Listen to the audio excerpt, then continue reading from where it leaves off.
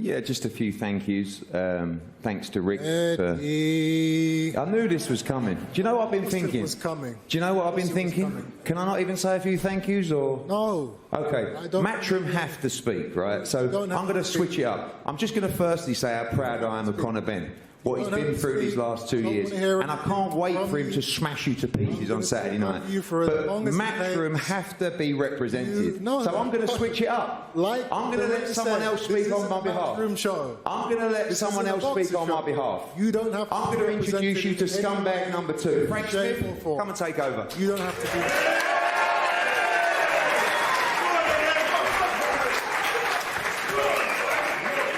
Okay. Hello? Substitution. Chris? Good. Frank, if Eddie's not speaking, do you think you're going to get a word in? Come on. No, but I don't speak as long as he does. That's the one thing I'll give you. I'll be very quick. We're going to have some parliamentary procedure today, and anything that Matchroom, Eddie Hearn or Frank Smith have to say is irrelevant and will not be heard. Thank you very much, Chris. Appreciate your kind introduction. No problem. Appreciate it. Look, I'm going to be very quick because I don't want to get cut off. You are going to be very quick. I'm going to be very quick, Chris. You're not going to say anything. Chris, don't worry. You are I'm saying something, aren't I? So, you know, it seems to be working so far. There's no little way you guys are going to sorry, I can't hear you. If I direct a question to you or to Eddie, then you can speak. That's very honourable. Outside of that, I don't want to hear a peep. And if Thank you very much. Talk to me, or if you try and do your little speeches to the media, I'm going to shut it down. Because guess what? People aren't here to listen to you already speak. They want to hear what me and Conor have to say. I don't disagree with that, but people weren't here to hear Doesn't matter how much time you're going to waste here. You allowed him to speak. You're not going to out-talk me. You're not going to out... No, I wouldn't dare out-talk you. I know I can't out-talk you, Chris. Exactly. You're a very good talker. So I don't know why you're on the stage, but you should probably get Eddie back in. It was just to help. He's got a better chance to say anything than you do, trust me. Oh, really? Eddie's irrelevant, but you are... Super irrelevant. Exactly. I know. So I know. I'm so irrelevant. You called me a scumbag in a press conference. It was nice of you to bring up my name. Thank you very much. I did call you but anyway, I'm going to be very quick. I know you're going to be quick. I've told you already. Many, many years. There are no words that you're going to say here that are going to fucking get past the fact that I've said you're not speaking. Okay. We can do the back and forth. So it can get boring. It could get very boring, so I'll end it here. It will get boring. I can't wait for Saturday night. It's going to be a great night. I don't mind. Thank you to the Ring magazine. Thank you to Turkey Al Shake. That shut you up. Congratulations. Thanks very much. Got 2 words in. Everybody, give him a clap. Thank you very much for immensely helping my profile. Thank you. I'll pass it on now to people more important than myself. Okay. And thank you for having me. Have a good day. And just before we hear, of course, from Chris and Conor, 2-weight world champion Mr. Nigel Benn is in the house here as well this evening. Nigel, this is what you and Chris Eubank Sr. started. Yep. And here we are, 32 years on after your last meeting. Your sons relight the flame once again. Yep. What are your thoughts, your feelings? What's been, as well, the biggest piece of advice you've passed on to Conor this week? Do you know what? I watched him. You know the saying goes, what happens in Vegas stays in Vegas. But what happens in Mallorca, I'm telling. I am telling. And I'll tell you about Conor's sparring, and God is my witness. First, he started sparring with Denzel Bentley, super middleweight, but really at light heavy. Had his hands full with Conor. I mean, Conor was just going through it, 10 rounds, done it easy. Then he was sparring with a guy that knocked out Munguia, Bruno, I can't remember his last name, Suarez, been sparring with him, another light heavy. Conor was bullying him around. And then to put the cherry on top, he started sparring with a guy called William Skull, an IBF champion, who's fighting a week after Conor. Coming there 12-handed. Shouldn't say it, but you know what? Because for the last 2 years, all I've been hearing negative, I'm going to tell you about my son.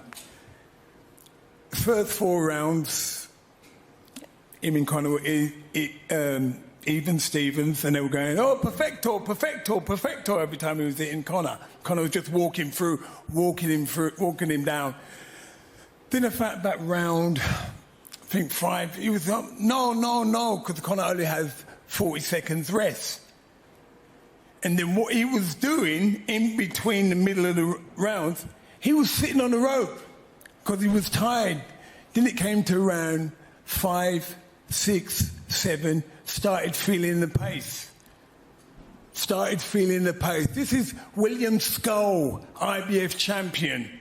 Superstar. And then after that, no, you can't shut me up, mate, because you ain't been where I've been. I'm not trying to shut you up. I'm enjoying But anyway, but then what happened, round 8 came.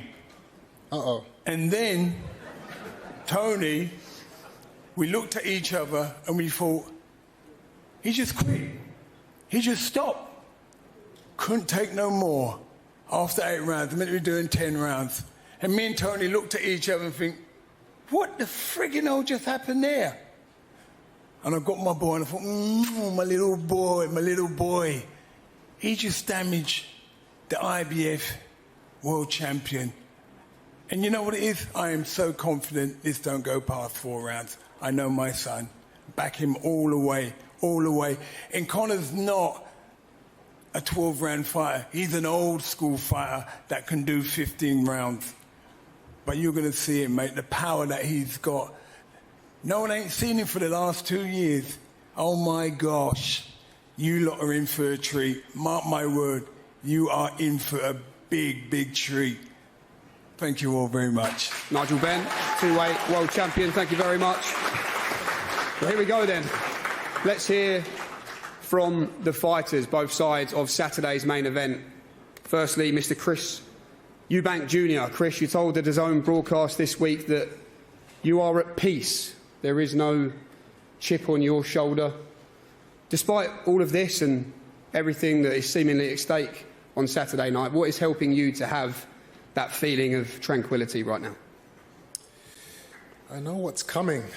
I prepared my whole life for these moments. I've put the time in. I've dedicated decades to this sport, and I've done it all without cheating, without cutting any corners, and I'm proud of that. The mentality I have, the experience I have, the fortitude and the will is what I will be using on the night to take out my adversary in Conor Benn. Conor, you've been on big stages, under the spotlight, since you turned professional. For both of you, big shoes to fill.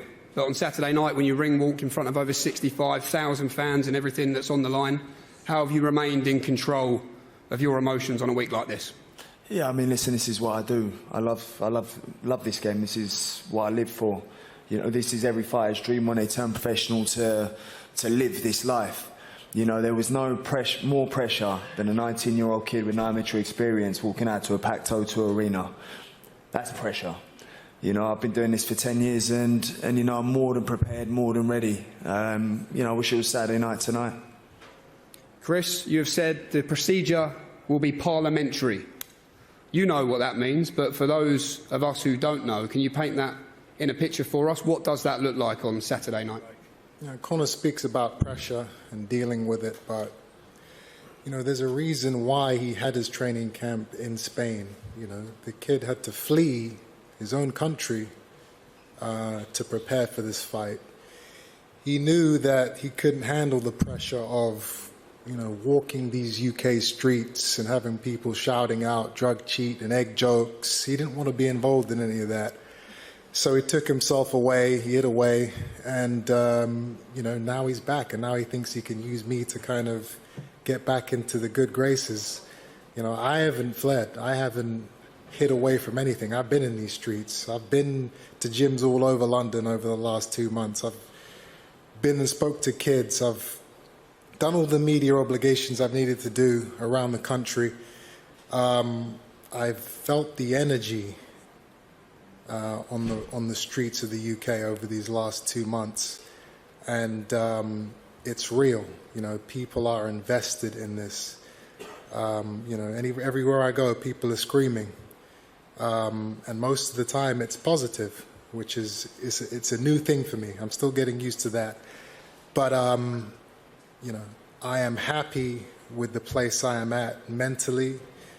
I don't think Conor can say the same thing. I think he's feeling the pressure and the heat. I think he's feeling that, and he's going to feel a hell of a lot more in a couple of days' time. If the procedure is to be parliamentary, Conor, what's on your manifesto of what happens? And in response to Chris, are you feeling the pressure? No, no pressure. You know, I live for this. I've had the fight over 100 times in my head. You know, for me, it's just focusing on the training, you know, removing myself from my comfort zones, my familiarities, my family, and, you know, fully dialing in. You know, I'm not going to allow myself to Chris and go back and forth and, you know, all that PR's done. I'm excited to get in there and put my hands on him Saturday night, irrelevant of all the rubbish he wants to talk and you know, names and, you know, we're not at school. And come Saturday night, I get to put my hands on him. You will be at school on Saturday, my friend. I'm taking you right to school. Well done, you. At school, I'm going to be the headmaster, my friend. Yeah. And you will be in detention. You are funny, Chris. You made me laugh. Just focus on getting the weight off, fat boy. Weight? What's weight? Weight is, everyone always talking about this weight thing. You know, yeah, the weight is painful. Yeah, good. I'm in pain right now. I'll be in even more pain tonight and tomorrow morning. And the worst pain you've ever experienced comes Saturday night. I promise you that right now. You know, the question I ask myself is, what is pain? Oh, shut up, Chris. No, I'm serious. What is it? Oh, shut up. You're going off. Oh, God. I have a 31-year-old brother. He's buried in the desert in Dubai. That's pain. You know, I have his son, Raheem, 3 years old. You know, he asks, why can't I see my daddy? Why doesn't he take me to school? That's pain. My own father, a man I idolized for my entire life, and he doesn't speak to me. We haven't spoken for years, and he thinks I'm a disgrace.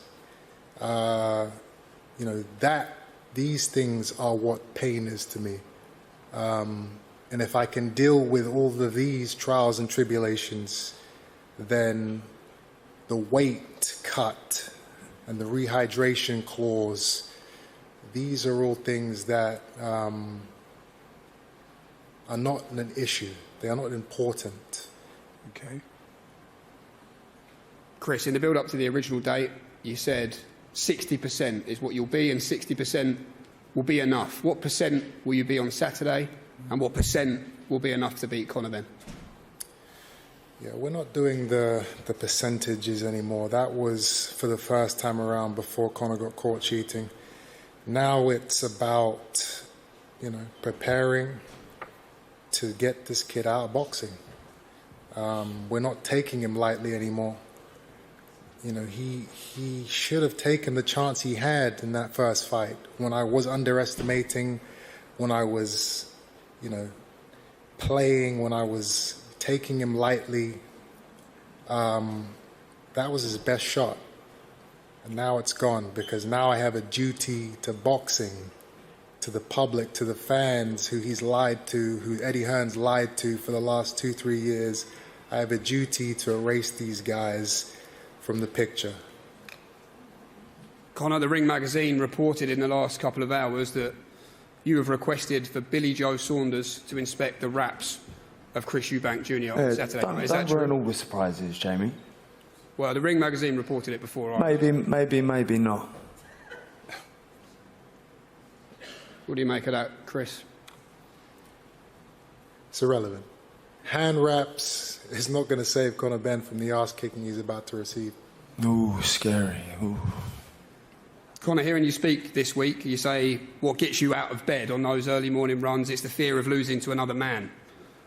What about the fear of losing to this man, Chris Eubank? Yeah, listen, it's always personal. I'm a very emotional fighter. You know, I fight with my heart on my sleeve, and it's the way I've been my whole career. It's the only way I know. So for me, You know, he is another man. Yes, his name is Eubank, and I won't be losing to a fighter whose name's Eubank, especially not this man. He says he has no game plan, Chris, just a hop, skip and a right hand, and that'll be all she wrote. Do you believe him? No, I don't. But that's the beautiful thing about this sport. That doesn't matter what you believe. All that matters is what actually happens once that bell goes, and nobody knows what's going to happen until it happens. What I do know is whatever strategy, whatever game plan these people have come up with, nothing will prepare them for the fire that they're going to receive in a couple of days' time.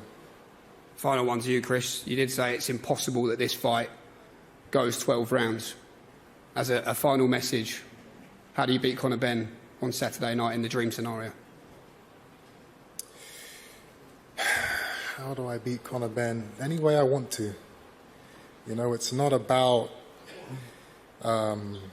strength and speed and age and weight, all the things that you guys love to talk about. It's about dedication. It's about paying, who's paid their dues and who's done it clean, who's dedicated their life, who's real and who's fake. And I believe all of those categories are in my favor. And Conor, final one to yourself. You've told us no game plan. You don't need a game plan. When the opening bell rings here at Tottenham Hotspur, That's right. what happens? Yeah, I'm coming in to take his head off. And just finally, Chris, Eubank supremacy. That's what you've kept talking about in the build-up to this fight. You can cement that on Saturday. Is that part of what comes with all of this occasion for you as well, personally? Legacy indeed. I'm confident. You know, I still want that £1 million bet that Eddie Hearn said he wanted to do. Eddie, what's up, man? We going to put the mill on or what? Am I allowed to talk now? Well, I asked you a question, so of course, get on the stage and answer. Yeah, I'll talk. Firstly, I want to say how proud I am of Conor. No. When I said talk, I mean answer the question. No, you're all right. Have a day off, mate. Are you going to fulfill the bet, or are you going to run away like the weasel that you are? I tell you what. So his excuse at the moment is he's going to get fined $100,000 by the board if he bets, and that's why he can't bet me this £1 million that he said publicly that he wanted to do. So how about I make it easier for you, and I'll put $1 million up, and you put 900,000 up, so I've covered the 100K fine that you're going to get that you can't afford to pay, and let's get it on that way. Let's put the money in escrow tonight, and winner takes all on Saturday. How about that? As I said to your promoter over there, we'll have a conversation with Mr. Smith. If I won't face any penalties on my licence, we can consider it. In the meantime, get back to the hotel, take that weight off, and get prepared to get an absolute spanking on Saturday night at Tottenham Hotspur. That's what I thought. Always a way to weasel your way out of what you're supposed to be doing, which is honouring your word. Okay, if Eddie won, Frank Smith, maybe you can. What? The bet? I haven't got £1 million, mate. Do you think I'd be up here doing this? I'd be on a beach somewhere if I had that much money. Okay, ladies and gentlemen, that does conclude the final press conference. Nearly time for the sound of that opening bell Saturday night. Chris Eubank Jr. versus Conor Benn. We're going to pose now for the face-offs. Thank you very much.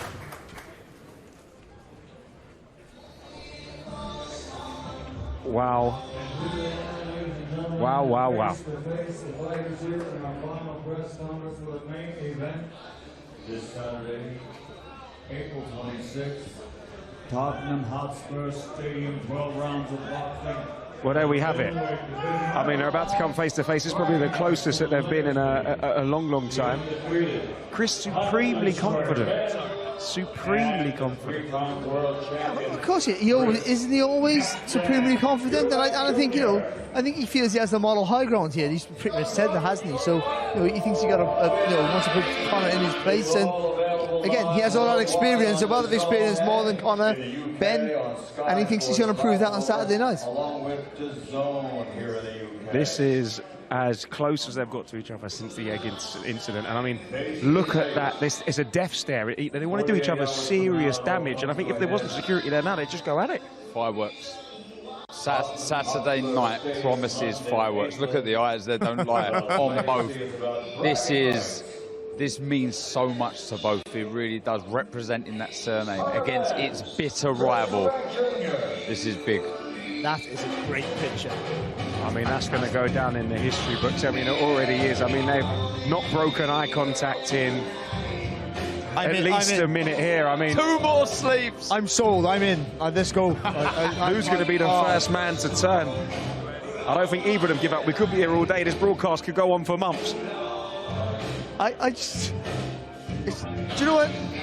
You can see this all, like, every day in every single fight you watch, but when it's a big fight, it just feels different, doesn't it? Just that tingle of what's going to happen. The room has just changed. All eyes on the two fighters, Eubank, Benn, and they've just got eyes for each other. I mean, it is... How iconic is this photograph? What the dads have gone through, the 2 fights, the bad blood between the fathers, and you're seeing it here. This image here is special. And the way Nigel's just kind of quietly lurking in the back, and it's... He's ready. Yeah, just even that ring magazine in the middle between them both. Everything just feels right, doesn't it? It's brilliant. It does. I don't know how they're going to separate these two. It's about legacy, it's about bragging rights. 12 rounds of boxing in the middleweight division. Conor the Destroyer Benn. I mean, they're going to have to break these guys up. Yeah, they're not going to walk away. You got to physically move them out of the way, I think. Live worldwide on DAZN in the UK. I mean, this is a powder cake. They've started talking to each other now. It's coming, I think he said. That was a total 3-minute stare down. Eubank has been brilliant today. He really has. In everything he said, it's been absolutely fantastic. Even that heart-wrenching story about his brother Sebastian and his son Raheem and everything else in between that. And Conor Benn has been cooler than what I thought he was. I have to be fair. Yeah, I think he's taken a lot of the emotion out of it now. I think he's understood. He's not going to get a word in.